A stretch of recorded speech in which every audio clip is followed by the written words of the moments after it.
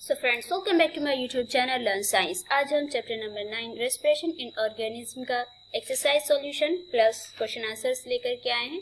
मुझे उम्मीद है कि आपने इसे खुद सॉल्व करने की कोशिश की होगी। अगर अभी तक नहीं की है तो भी आपके पास टाइम है, आप जाइए जाकर के खुद सॉल्व कीजिए। ओके, और अगर आपने सॉल्व कर लिया है तो बहुत ही अच्छी बात है।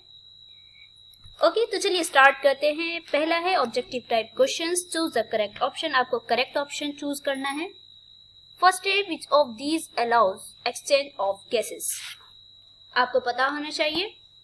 इसका आंसर है ए यानी कि रेस्पिरेशन। सेकंड है the intake of air rich in oxygen takes place during inhalation या फिर एक्सलेशन या फिर बोथ ए एंड बी या फिर नन ऑफ दीज। बताइए। सो इसका आंसर है हमारा इनहेलेशन। थर्ड है which of these is a respiratory organ of insects. ये भी हमने पढ़ा था, स्पैरिकल्स। फोर्थ है which of these can absorb air dissolve in water. तो इसका आंसर है हमारा गिल्स। ओके। फिफ्थ है air is exchange in which part of the human respiratory system. ये आपको याद होना चाहिए, बहुत ही इंपॉर्टेंट है। इसका आंसर है हमारा सी यानी कि एल्वियोलाई। ओके, आगे चलते हैं। Fill in the blanks. First number है हमारा डैश इनहेलेशन या फिर exhalation is the first step in breathing. तो आंसर है हमारा इनहेलेशन। सेकंड है हमारा fish absorb oxygen from water through. इसका आंसर है हमारा गिल्स। थर्ड है the exchange of gases at the cellular level is called respiration. Okay. Fourth है हमारा plant respires through stomata. Fifth है respiration in the absence of oxygen is anaerobic respiration. Okay, अब आते हैं हम वेरी शॉर्ट आंसर क्वेश्चन की तरफ। आपको वन वर्ड में इसका आंसर देना है। फर्स्ट है the intake of air rich in oxygen is inhalation. Second है the process of releasing energy by breakdown of food. तो इसका आंसर है हमारा रेस्पिरेशन। थर्ड है एयर होल्स इन इंसेक्ट्स। तो इसका आंसर है अभी हमने पढ़ा, स्पैरिकल्स। एंड फोर्थ है dome shape muscle in the chest cavity. तो इसका आंसर है डायफ्राम। अब यहाँ पे आपको डिफाइन द फॉलोइंग दिया हुआ है, आपको इसको करना है। Aerobic respiration and anaerobic respiration. ये आपके लिए होमवर्क रहा, आपके कीवर्ड्स में दिया हुआ है, आप जाकर के खुद कर लीजिएगा। अब हम आते हैं शॉर्ट आंसर क्वेश्चंस की तरफ। पहला क्वेश्चन है how do unicellular organism respire. तो आंसर है हमारा unicellular organism respire through diffusion. Okay, second question है हमारा differentiate between inhaled and exhaled air. तो answer the intake of air rich in oxygen is called inhaled air, while the removal of air rich in carbon dioxide is called exhaled air. Third question है how do plant respire. तो इसका answer है plant respire through tiny holes और opening called stomata present on the underside of lips. Question number fourth है हमारा how does the diaphragm help in breathing. तो answer है diaphragm is the main organ which helps in breathing. When we inhale diaphragm contracts to help oxygen rich air to enter the lungs and when we exhale the diaphragm relax to the pump out carbon dioxide rich air from the lungs. Question number fifth है हमारा right the chemical reaction involve in the breakdown of sugar aerobically. ये question बहुत ही ज्यादा important है, इसको ध्यान में रखिएगा। The chemical reaction involve in the breakdown of sugar aerobically is sugar plus oxygen. Arrow, ये एरो है, आप जरा ध्यान से इसको एरो ही लिखिएगा। Carbon dioxide plus water plus energy. आगे बढ़ने से पहले मैं आपको ये बात बता दूं कि मैं इसको सॉल्व नहीं कर रही हूँ, मैं इसको आपको समझाना ही नहीं हूँ, क्योंकि मैंने चैप्टर के एक्सप्लेनेशन में आपको अच्छे से समझा दिया है। अगर आपने नहीं पढ़े हैं चैप्टर तो आप जाकर के प्लेलिस्ट में जो डिस्क्रिप्शन बॉक्स में मैंने दी हुई है, आप जाकर के क्लिक कीजिए और उस पर आप जाकर वो पढ़ लीजिएगा। ओके, लॉन्ग आंसर क्वेश्चन से पहला क्वेश्चन है describe the different respiratory system in animals with examples. तो इसका आंसर है हमें, क्योंकि अलग अलग रेस्पिरेटरी सिस्टम बनाना है, तो पहले हम यूनिसेलुलर एनिमल्स को ले लेते हैं। Unicellular animals respire through diffusion, for example amoeba, paramecium.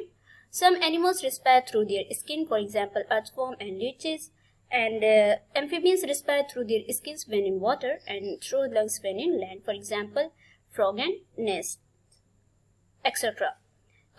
Human beings human respire through their lungs. आगे चलते हैं. क्वेश्चन नंबर 2 है differentiate between breathing and respiration.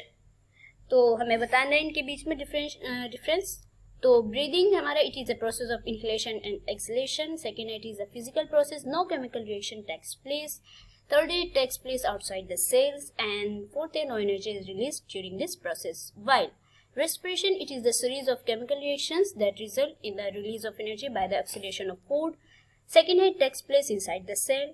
And fourth here energy is released in this process. Question number 3 है with the help of label diagram describe the respiratory system in humans. तो मैंने आपके लिए diagram लिया है, आप इसको अपनी कॉपी में जरूर ड्रा कीजिएगा और जहां पे जो चीजें हैं आप उसको लिखिएगा. ओके, जो आपकी nose, nasal cavity, larynx, bronchioles, alveoli, diaphragm, trachea, lungs, जहाँ पे जो है ब्रोंकाई, आप इसको जरूर लिखिएगा क्योंकि ये आपके एग्जाम्स में भी आपसे डायरेक्टली डायग्राम भी पूछा जा सकता है और आपसे ये भी पूछा जा सकता है कि आप जो है ये बताइए कि कौन सी चीज कहाँ पर है. ओके, इस वजह से आपको इसका बनाना जरूरी है.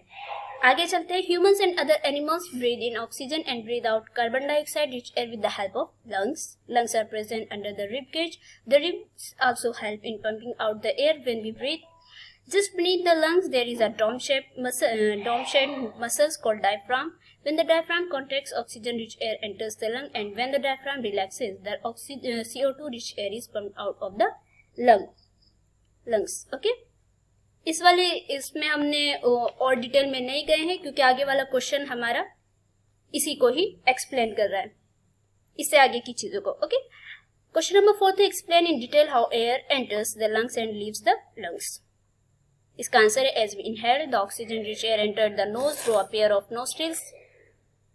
The tiny hairs and mucus present in the nostrils prevent the dirt and dust and other foreign particles from entering our body.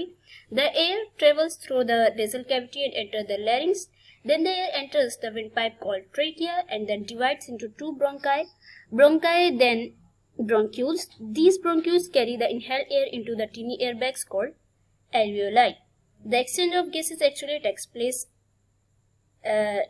in the alveoli, and then the inhaled oxygen-rich air enters the alveoli. The oxygen is absorbed by the blood, and the CO2-rich air is pulled out to the lungs, and it retraces its journey back from the alveoli to the nose, and the CO2-rich air leaves the lungs. Okay, ये आप घबराइएगा मत कि इतना बड़ा answer कैसे लिखेंगे हम.